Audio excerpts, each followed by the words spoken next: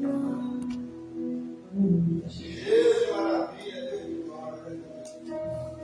dia que segundo Mateus escreveu, capítulo 28, versículo 16.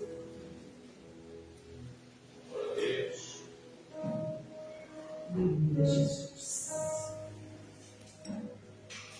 Amém? Diz assim: os outros discípulos foram para a Galileia, para o monte que Jesus lhe preparara. Quando o viram, o adoraram. Mas alguns duvidaram. Então Jesus aproximou-se deles e disse: Foi-me dada toda a autoridade no céu e na terra. Portanto, vão e façam discípulos de todas as nações, batizando-os em nome do Pai, do Filho e do Espírito Santo, ensinando-os a obedecer tudo o que eu lhes ordenei. E eu estarei sempre com vocês até o fim dos tempos. Amém? Que promessa linda, né? Que Senhor Jesus conosco até o fim dos tempos. Louvado seja o nome do Senhor Jesus. O Evangelho segundo Mateus escreveu, como nós bem sabemos, Mateus, quando ele escreve o Evangelho, muitas vezes nós ouvimos exclusivamente que ele escreve de uma forma onde sua cultura, o seu povo, era habitual a iniciar toda a fala pela genealogia, e verdadeiramente sim. Mas quando a gente olha o Evangelho segundo Mateus escreveu, eu costumo dizer que a Bíblia nos diz que é um livro 100% espiritual, e nós sabemos que tem a nossa interpretação em busca do Senhor, e o Senhor revela. Mas eu também digo que a Bíblia é um livro que ele tem começo, que ele tem meio e que ele tem fim. Ele deixa muito, nós vamos ver que não é nada contraditório, não é nada vazio, é algo que tem começo, que tem meio e que tem fim.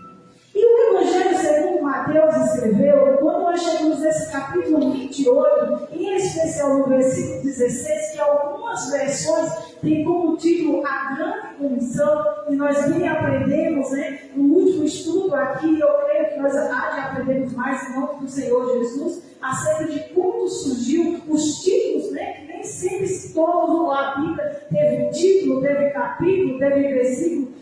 E aí a palavra do Senhor, esse trecho que nós acabamos de ler, ele carrega consigo esse título de A Grande Comissão. Eu me perguntei por que exclusivamente nesses últimos 4 versículos para completar um capítulo, o finalizar um livro, um Evangelho, foi instruído, eu digo que pelo Espírito Santo de Deus, porque nada é colocado na Sagrada Escritura sem que seja direcionado pelo Senhor. E quando nós olhamos o Evangelho segundo Mateus escreveu, eu digo que esses últimos capítulos, esses últimos versículos, é o ápice, é a conclusão do Evangelho terreno do Senhor Jesus com o início da igreja aqui na terra. Ele é a conclusão, é como se ele estivesse resumindo. Vamos ver o Evangelho segundo Mateus escreveu, ele deixa muito claro, ele enfatiza em todo o capítulo que Jesus verdadeiramente é o Messias, que Jesus verdadeiramente é o Filho de Deus, e ele mostra em sérios capítulos e versículos mostrando que existem provas concretas que verdadeiramente Jesus é aquele que a humanidade tanto espera. Mas quando chega nesse versículo, ele vem completando, ele vem trazendo justamente aquilo que vai ser o início da igreja, que irá dar continuidade ao ministério terreno do Senhor Jesus.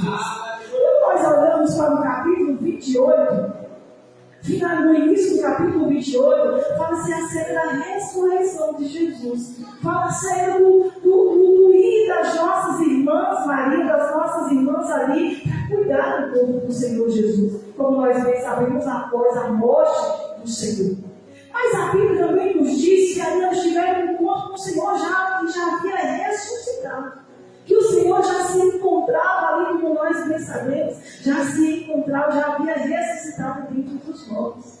E a palavra do Senhor nos diz de uma forma linda, e essa mensagem que o Senhor entrega para as nossas irmãs Marias, naquele momento, ela continua sendo a minha mensagem, a tua mensagem, até o dia de hoje. A palavra do Senhor nos diz que Ele diz para elas: não tenha medo, vá até os meus irmãos. Em outro palavras, diga que me encontre na Galileia, que lá eles me verão. Essa mesma palavra, ela continua até o dia de hoje. É necessário que eu e você, todos os dias, continuemos anunciando para os nossos irmãos que o nosso Senhor vive. Que o nosso Senhor tem um encontro marcado comigo e você. Existe uma hora, existe um determinado momento marcado para o Senhor para nós nos encontrarmos. Só que nesse momento aqui, nesse contexto desse momento aqui, pare eu e você para pensar como se encontravam nossos irmãos, como se encontravam os discípulos, como que se encontravam os nossos irmãos naquele momento. Talvez aos olhos deles, talvez tudo havia acabado. Como aqui já foi dito hoje, era uma grande perseguição. E nesse momento não era só uma perseguição política, era uma perseguição religiosa também. Então eles se encontravam no momento que eles olharam e o nosso mestre morreu. Aquele que ensinava com tanto amor, aquele que nos chamou, se nós temos nada para oferecer, morreu. Talvez os olhos dele, a mente dele, um deles humano, talvez havia tudo acabado. E aí você dizia: como que você tem tanta certeza que essa frustração tinha tomado conta do coração dele? A própria Bíblia nos diz, a palavra do Senhor nos diz que elas chegam para falar para eles e eles não acreditam. Mas além de não acreditar, eles acreditam que tem um lugar marcado. Ele disse que queria encontrar com vocês, que queria encontrar com vocês lá na Galileia. E aí a gente se pergunta, a gente ouve muito acerca de por que Jesus marcou esse encontro no monte na Galileia. Por que Jesus marcou esse encontro na Galileia? E aí muitas das vezes a gente vai ver porque o Senhor ali ele iniciou seu ministério terreno na Galileia de Cafarnaum. Outros vão dizer porque foi uma região onde o Senhor Jesus operou muitos milagres. E ele faz, e verdadeiramente sim, porque também existia profecia, e verdadeiramente sim. Mas só que como que era essa região da Galileia? Essa região era diversificada. Existe um grande número de judeus, mas também existe um grande número de pessoas que não partilhavam da fé. Então, nada melhor do que num lugar desse começar o que nós conhecemos hoje, que é a igreja. Nada melhor do que num lugar desse iniciar o maior projeto da terra, como nós bem sabemos, que é a igreja. Continua sendo a igreja e dar continuidade ao ministério terreno do Senhor Jesus. A palavra do Senhor nos diz que eles foram. E eu fico, quando a minha cidade, eu me pergunto: como será que foi a caminhada dos meus irmãozinhos para a Galileia? Porque uns não acreditavam que Jesus havia ressuscitado, outros acreditavam. E alguns foram só pela curiosidade, talvez. Outros talvez foram porque os que acreditavam agarraram o braço e disseram: pai. Em outras palavras, não, nós já temos porque eles estavam desfalecendo na fé. Em outras palavras, né? E o Espírito Santo de Deus impulsionou e os 11 discípulos foram. Não dá nem para colocar na conta de que os que não acreditavam, os que não acreditavam nas nossas irmãs e os que haviam falado que havia Jesus ressuscitado, era justo porque Jesus já não se encontrava mais. Não dava nem para colocar na conta deles. Era verdadeiramente os 11. E aqui a gente já aprende algo grandioso, que esses 11 haviam andado com Cristo. Esses 11 haviam sido chamados por Cristo, assim como eu e você. E vai ter momento na nossa vida que a nossa fé vai estar assim abalada. Vai ter momento que a gente vai estar entristecido. Vai ter momento na vida que a gente vai olhar e vai dizer: será que verdadeiramente eu vou conseguir completar com ele?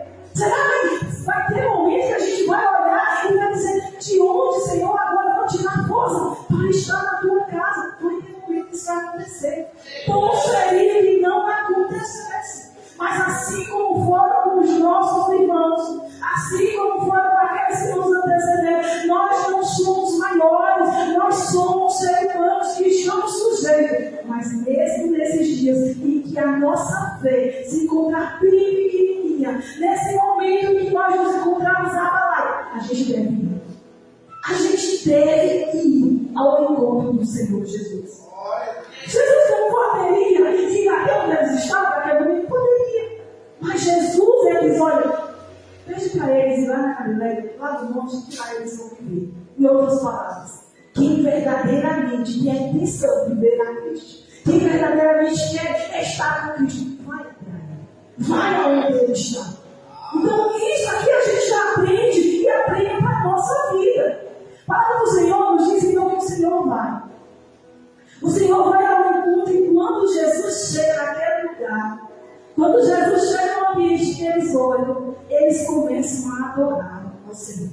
Você passa pela sua mente como foi o encontro deles. E aí você diz, que coisa grandiosa, irmão. Achar que Jesus havia morrido e chegar e encontrar o Mestre ressuscitado dentre os mortos. Você já imaginou que alegria? Agora traga mais alegria. Você já imaginou? Ou traz a sua memória naquele dia que você se encontrou esclarecido, naquele dia que você não estava verdadeiramente, a sua fé não estava no fortalecido, você entrou na casa do Senhor e o Senhor falou contigo.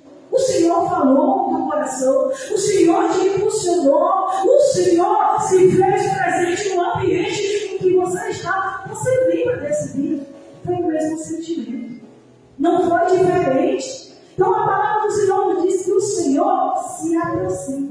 Vai ter hora que as pessoas, eu e você pode até questionar, dizer algo diferente, mas o Senhor não se afasta. Ninguém vai ao encontro de Jesus para Jesus se afastar. Jesus se aproxima. A Bíblia diz, o Senhor se aproxima.